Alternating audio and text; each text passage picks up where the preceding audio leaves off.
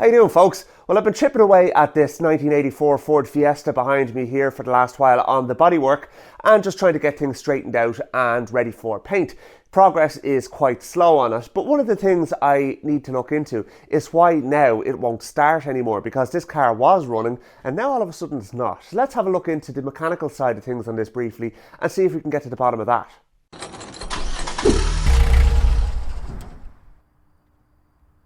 A huge amount of the bodywork on this involves filling and sanding and prepping and all this kind of stuff. It looks worse than it is as far as the filler's concerned. I just haven't rubbed that back yet. But like if you look down the side here, for example, you can see that things are kind of pretty straight, actually, to be honest with you. Once it's all kind of rubbed back and everything, it should be grand. But I just haven't gotten to that point yet. I'm just kind of trying to isolate the dents.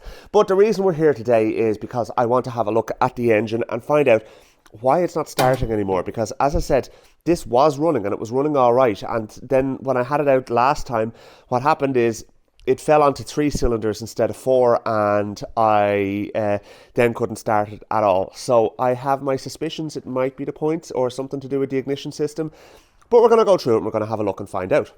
I've really done nothing mechanically to this car at all. The only thing I've done actually really is remove this air filter housing, so we can get that out of our way now, and that'll give us a bit of access. Now we need to plug that hose there. That is going to give us a vacuum leak if we don't. So what I actually tend to use for these type of things is a drill bit, because you can get the correct size diameter or the correct diameter drill bit and just stick that in that hole.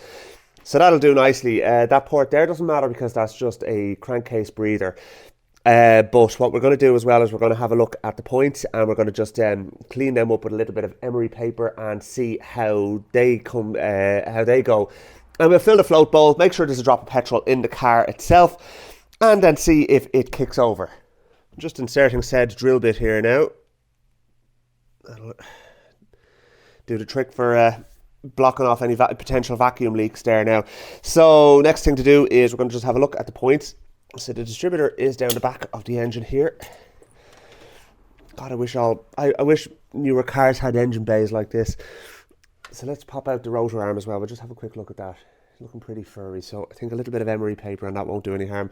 The rotor arm doesn't tend to kind of give too much kind of bother that way. But I'm going to get a flat file for those points, and we're going to clean them and just spray them with a little bit of deoxit.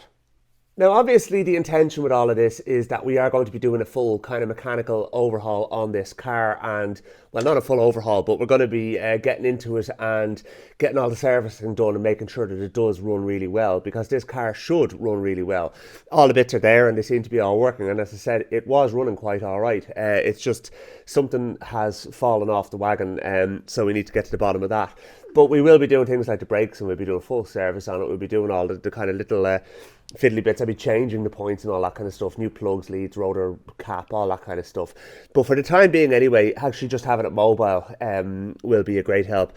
And it means I can just kind of move it around as and when necessary, because I want to put it in the other bay in the garage, and not having it running at this moment in time is a little inconvenient. Okay, so I'm just getting a flat file in between the points, and I'm just going to clean any potential furriness off them. You can do it with a bit of emery paper as well, just fold it over. But they don't look that bad. That's the funny thing about it. So that's kind of why I'm wondering, is this actually what the problem is? It might have just closed up. We'll have a look now in a second. We'll check the gap.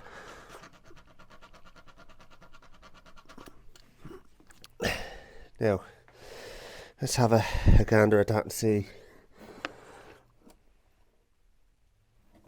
And rotate the engine by hand if we can. Okay, so the points are not closed up, so that rules out that. So let me just get some deoxit and spray them in there anyway as well. It's great stuff, this deoxit, but the bloody price of it, you really don't want to be wasting it. Okay, so there we go. Now, I'm just going to bring the rotor arm over and just give it a little tickle on the wire wheel there as well. Okay, so there's the rotor arm all cleaned up. Now, if I'm not mistaken, that's the same rotor arm as what's in the Volkswagen Beetle. And if that is the case, that's handy because I'll have one in stock somewhere. So we'll pop that back on anyway for the time being and put that on. And what I want to do now is I want to just fill the float bowl, and we're going to crank it over. I need to connect to the booster pack as well. This is 2-stroke mix I have in this. Way too much. Perfect. Yeah, guess who watches Vice Grip Garage? Anyway, right, let's get into the car and give it a bit of choke. Turn the key and crank it to see what happens.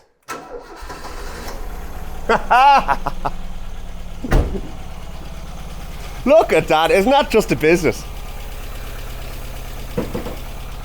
What the hell was that? What a great little car!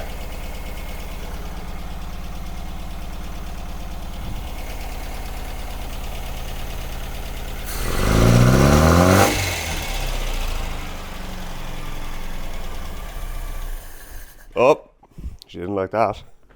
Well, that could be because the float bowl is empty.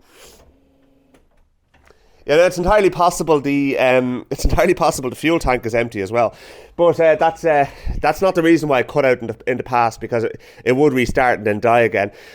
One of the things people tend to overlook a lot when you're doing a kind of a car revival is the quality of the fuel in the tank, especially nowadays, because the problem is if you've left any kind of relatively modern fuel in the tank, the ethanol in the modern fuel is hygroscopic, so that means it's going to absorb water.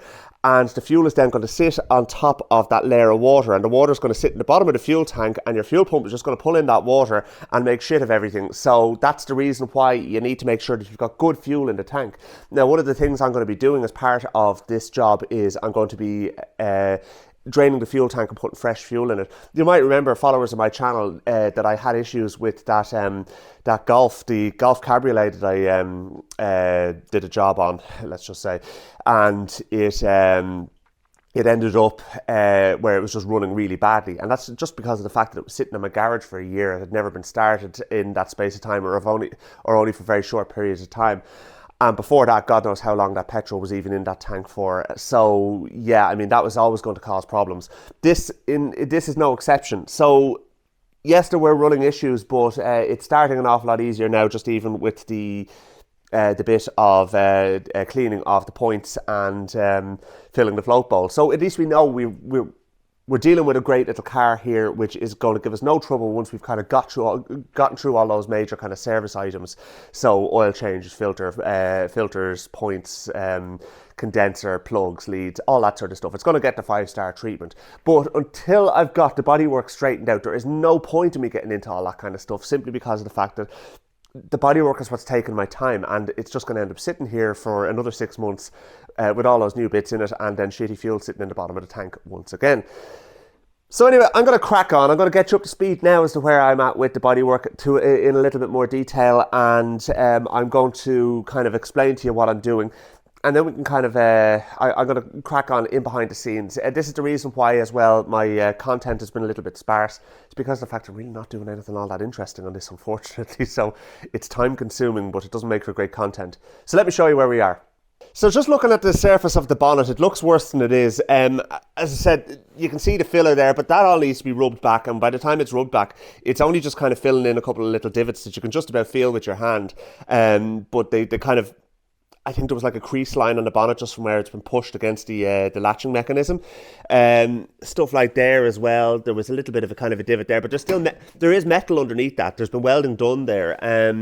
Same when we go down along here as well. That all needs to be rubbed back. So that'll be grand by the time it's done. And you can see down the bottom as well, like it's all metal. I mean, there's no, like any filler is only literally just correcting kind of any imperfections. Same down here. Now, it does look like there's a lot here, but that's only really just to get the shape of the rear arch. And once I've got the shape, a huge amount of that is going to be kind of rubbed back in that as well. And that's the only place where there's any kind of, let's say, reasonably significant amount of filler.